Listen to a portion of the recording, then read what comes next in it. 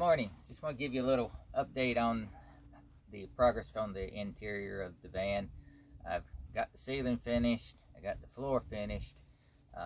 After I finish talking here, just hang around and you'll see videos showing how that was done and how it looks completed. So far, I haven't started doing anything on the walls in the interior. And I know it's a little backwards from the way most people are doing things or will do things, but I'm waiting until I get all the cabinetry built and then see exactly what I have space for and need to do as far as the walls, how I'm going to cover them, whether there'll be some extra covered space built in.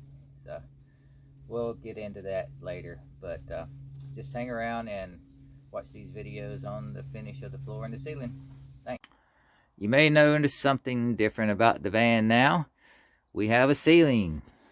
That was a lot of work, a lot of time. I had to wait until these parts up in the front that go over the doors and wrap around up over the cab, they weren't in the van. The previous owner had taken those out, so I had to order them, and it took about 7 weeks. But once I got them in place, then I could make the measurements for these final pieces that went in here.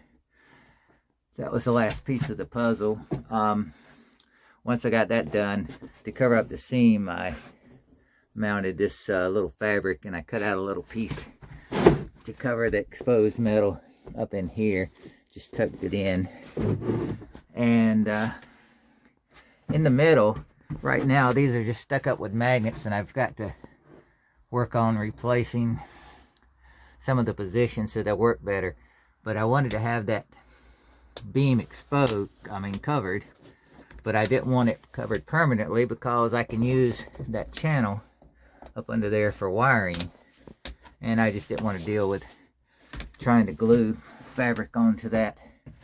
It's also got one over here, and then the seam going in the back, and that back corner, as I said in earlier videos, that was the trickiest one to cut. But everything is in tight. It's not going anywhere.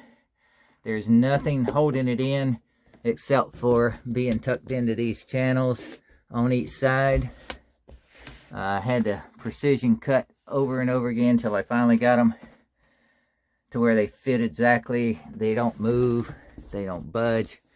There's a layer of thin-slate insulation between the ceiling panel and the roof of the van to give me a little insulation and sound deadening. But I wanted to maximize the headroom in this van as much as possible, so that's why I didn't put a panel to come down below and cover up everything, including those center beams. I would have lost another couple of inches if I did that. And I do have the piece of trim that goes around the fan. I'm waiting until I do get everything wired to put that in, and that'll all be covered up. So there we are. It's starting to look like something. I've decided to take a little break from the cabinet building and go ahead and get this floor finished.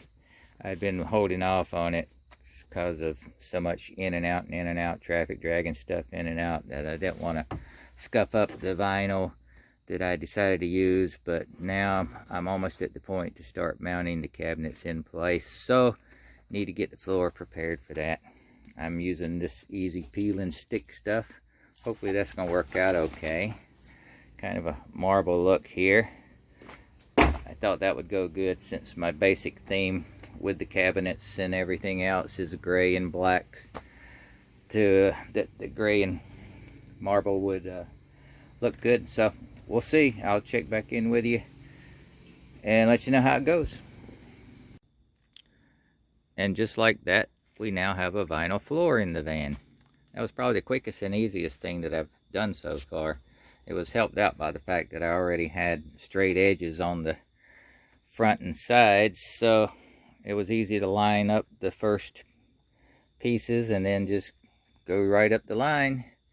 The only thing that took a little time, was a little difficult, was up there, the last section. I had to cut off the last row because this is not a regular 4x8 sheet. It's actually 7 feet what, 9 inches? Yeah, so I had to cut about 3 inches off of the edge. So now we have a floor. Some of you might be saying, but wait a minute, Joey, you covered up all of the L-track that you had installed and were planning on using to mount the furniture. Yes, you're right. But here's the deal. All but the last 30 inches up there is going to be covered up in cabinetry that would be where the L-track is. And then the 18-inch aisle down the middle here where there is no L-track. So I figured the easiest thing to do, best thing to do, is once I get the cabinets positioned and ready to mount them into the L-track, I'll just cut a little hole just big enough for the bolt to go through in there, and then the rest of the floor will still be protected and fully covered. And it was a lot easier doing that, just cutting out a few mounting holes, than to trim and try to place all of the tiles without covering up the L-track. That would have taken, I would have had to have trimmed every single piece to fit, and that's just not going to happen. And I think the end result is going to be better anyway.